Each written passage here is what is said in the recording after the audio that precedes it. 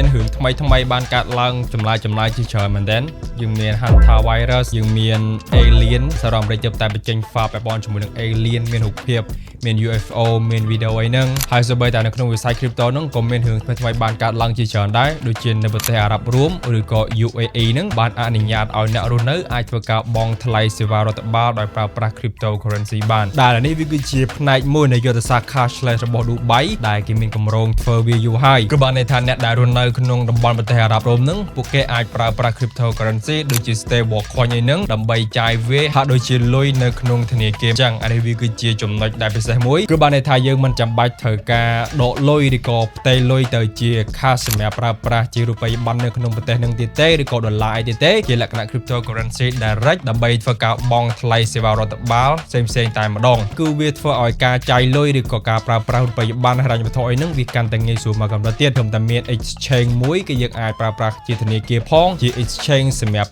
ជួញដូរ crypto ផងដូចជា Binance អីចឹងទៅយើងអាចប្រើប្រាស់ app នឹង direct ដោយផ្ទាល់ដើម្បីធ្វើការ pay លុយតែម្ដងនៅក្នុងប្រទេសអារ៉ាប់រួមហើយមិនត្រឹមតែប៉ុណ្្នឹងទេយើងក៏អាចប្រើប្រាស់ជាមួយនឹងមុខងារឬក៏ feature ផ្សេងជាច្រើនទៀតពាក់ព័ន្ធជាមួយនឹងការ predict ទីផ្សារដូចជាការ alert តម្លៃឬក៏ការ pay លុយអីហ្នឹងឬក៏ការ trade crypto ការ trade stock ឬក៏ trade MIS ឬក៏ asset ផ្សេងហ្នឹងយើងសិតតែអាចប្រើប្រាស់បាននៅលើ Binance ទាំងអស់និយាយទៅគឺងាយស្រួលមែនតើយើងមានត្រឹមតែ exchange មួយឬក៏ platform មួយហ្នឹងគឺយើងអាចធ្វើរឿងរ៉ាវជាច្រើននៅក្នុងនឹងតែម្ដងមិនថាពាក់ព័ន្ធជាមួយនឹងផ្នែកហិរញ្ញវត្ថុឬក៏ពាក់ព័ន្ធជាមួយនឹងផ្នែកវិនិយោគឬក៏តាមដានទៅលើទីផ្សារឬក៏សេដ្ឋកិច្ចអីផ្សេងជាដើមនិយាយទៅគឺងាយស្រួលមែនតើក៏សង្ឃឹមថាមុខងារក៏ដូចជាការប្រើប្រាស់ cryptocurrency ធ្វើជារូបិយប័ណ្ណហ្នឹងវានឹងមានការរីករាលដាលក៏ដូចជាវាទូលំទូលាយជាងនឹងផងដែរដែលថ្ងៃមុខទៅយើងអាចនឹងមានឱកាសដើម្បីប្រើប្រាស់ cryptocurrency ក្នុងការបង់ថ្លៃផ្សេងឬក៏ក្នុងការចាយវាយជាលក្ខណៈបែបប្រចាំថ្ងៃអញ្ចឹងទៅបើសិនជានឹងការឡើងមែនគឺវាពិតជារឿងមួយដែលងាយស្រួលក៏ដូចជាលឿនមែនតើពាក់ព័ន្ធជាមួយនឹងការប្រើប្រាស់លុយកាក់ឬក៏ហិរញ្ញវត្ថុរបស់យើងអូខេអញ្ចឹងសម្រាប់ដែលអត់មានគណនី Binance គឺអាចធ្វើការចុះឈ្មោះតាម referral ដែលខ្ញុំបានដាក់នៅខាងក្រោម comment បានដើម្បីទទួលបានជាមួយនឹង benefit